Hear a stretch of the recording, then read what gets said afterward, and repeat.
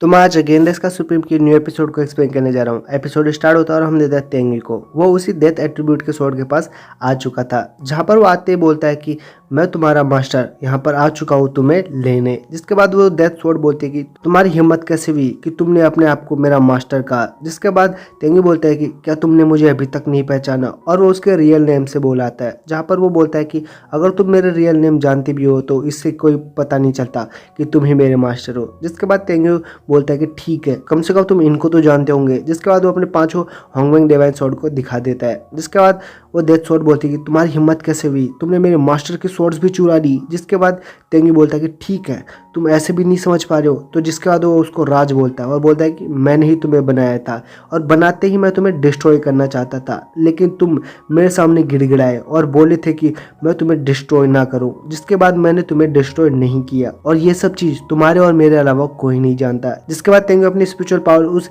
Stone पर रखता है, जिससे उसको पता चल जाता है, और बोलता है कि मास्टर, मैं आपका बहुत समय से यहाँ पर वेट कर रहा था। जिसके बाद तेंगी बोलता है कि मैं जानता हूँ, अब मैं आ चुका हूँ तुम्हें यहाँ से ले जाने। जिसके बाद वो बोलता है कि 100 साल बाद मैं फेरी वर्ल्ड पर जाऊंगा, जो कि इमोर्टल वर्ल्ड है, और वहां जाने के बाद मैं तुम्हारी जितनी भी पावर है वो दोबारा तुम्हें दिला दूंगा। जिसके बाद वो स्वॉर्ड उसको थैंक यू बोलती है। जिसके बाद वो डेथ स्वॉर्ड बोलती है कि मास्टर, मैं ये बैन हटाने जा रहा हूँ। जिसके बाद जो भी उसने बैन लगाया था वो बैन वो हटा देता है, और जिसके कारण वो डेथ स्वॉर्ड की जितनी भी पावर थी वो वापस गायब हो जाती है। और हम देखते हैं तेंगी को, वो अपने पावर का इस्तेमाल करते हुए उस चट्टान को तोड़ देता है और उस स्वॉर्ड को भी बाहर निकाल देता है। जिसके बाद उस स्वॉर्ड के अंदर वो अपने ब्लड का ड्रॉप डालते हुए उस स्वॉर्ड को अपने आप से लिंक कर लेता है। जिसके बाद हम देखते हैं कि उस स्वॉर्ड में पावर दोबारा रीजनरेट हो रही थी। जिसके बाद तेंगी बोलता है कि अब तुम भी देखो कैसे मैं स्वॉर्ड बाहर निकालता हूँ। और बाहर जितने भी लोग थे वो ये सब कुछ देख रहे होते हैं कि कैसे तेंगी वो स्वॉर्ड को निकाल लेता है। जिससे देखकर मिस विंग बोल रही होती है कि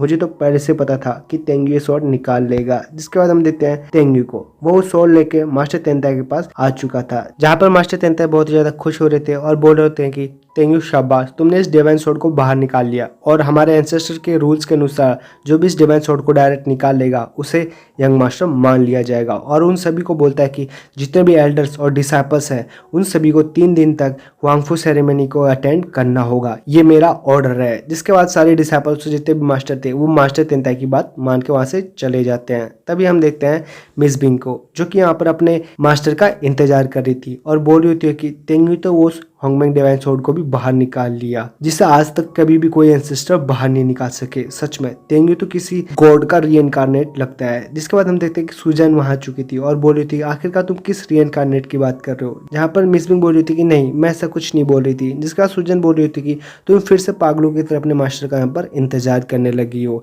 चलो तुम मेरे साथ चलो। जिसके बाद मिस बिंग बोल रही थी नहीं, मैं मेरे मास्टर का यहाँ पर वेट करूंगी। तभी हम देखते हैं कि तेंगी वहां पर आ चुका था, जहाँ पर वो आते ही सुजैन को बोल रहा होता है कि क्या तुमने वो स्किल को कंप्लीट कर ली है जो मैंने तुम्हें दी थी। जिसके बाद सुजैन बोलती है कि मास्टर, मैंने उसको 5th वॉल्यूम तक कंप्लीट कर लिया है। जिसके बाद तेंगी उसे शाबाश बोलता है और बोलता है कि मुझे मिस बिंग के साथ कुछ टाइम स्पेंड करना है। जिसके बाद सुजैन वहाँ से चली जाती है, जहाँ हम देखते हैं कि मिस बिंग और तेंगी दोनों अंदर जाने लगते हैं, जहाँ मिस बिंग बोल रही होती है कि मैं आज रात को आपके साथ पूरी रात ड्रिंक करूंगी। जिसके बाद हम देखते हैं कि वो दोनों अंदर चले जाते हैं, जहाँ पर मिस बिंग बोल रही होती है कि मास्टर, क्या आप मुझे भूल गए थे, आप तो यहाँ पर मुझसे मिलने आए नहीं बहुत समय तक। जिसके बाद तेंगी बोलता है कि नहीं, ऐसा कुछ नहीं है, मैं जब से फेरी वर्ल्ड पर गया हूँ, मतलब इमोर्टल वर्ल्ड, तब से मुझे वहाँ पर बहुत सारा ऐसा काम था जिसके कारण मुझे टाइम नहीं मिल पा रहा था, तो इसके लिए मुझे माफ करना। जिसके बाद मिस बिंग बोलती है कि मास्टर, मैं चाहती हूँ कि आप अपना मुझे रियल फेस दिखाए, क्योंकि जब आप फेरी लैंड दोबारा जाओगे तो मुझे नहीं लगता कि हम दोबारा कभी मिल पाएंगे।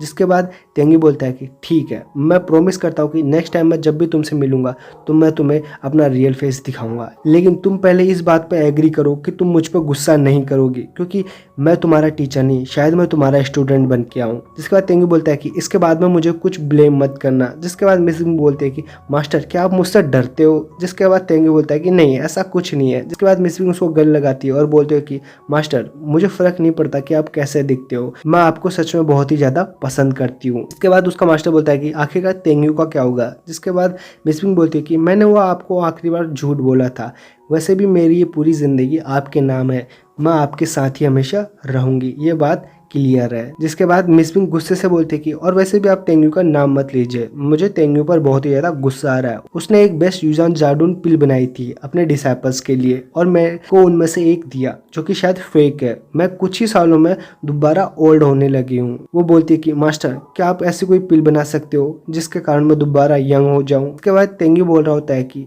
नहीं, तुम तो पहले से भी कहीं ज़्यादा खूबसूरत लगने लगी हो। जिसके बाद मिसिंग बोलती हो कि मास्टर मुझे बहुत ही ज़्यादा बुरा लगता है कि अगर मैं दोबारा ओल्ड होने लगी तो आप मुझसे पसंद नहीं करोगे। जिसके बाद तेंगू बोलता है कि नहीं, ऐसा कुछ नहीं है, चाहे तुम कैसी भी हो मैं तुम्हें दिल से पसंद करता हूँ। जिसके बाद हम देखते हैं कि वो दोनों ही पास आ रहे होते हैं एक दूसरे को किस करने के लिए, लेकिन हम देखते हैं कि तेंगू एकदम से पीछे की ओर गिर जाता है। जिससे देखकर मिस बिंग बोली होती है कि मास्टर क्या आप ठीक हो, मैंने ये जानबूझ के नहीं किया और आखिरकार ये कैसे हुआ मुझे कुछ समझ में नहीं आ रहा। जिसके बाद तेंगू बोलता है कि मैं जानता हूँ तुमने ये जानबूझ के नहीं किया, तुम्हारे अंदर कुछ बहुत ही ज़्यादा पावरफुल है।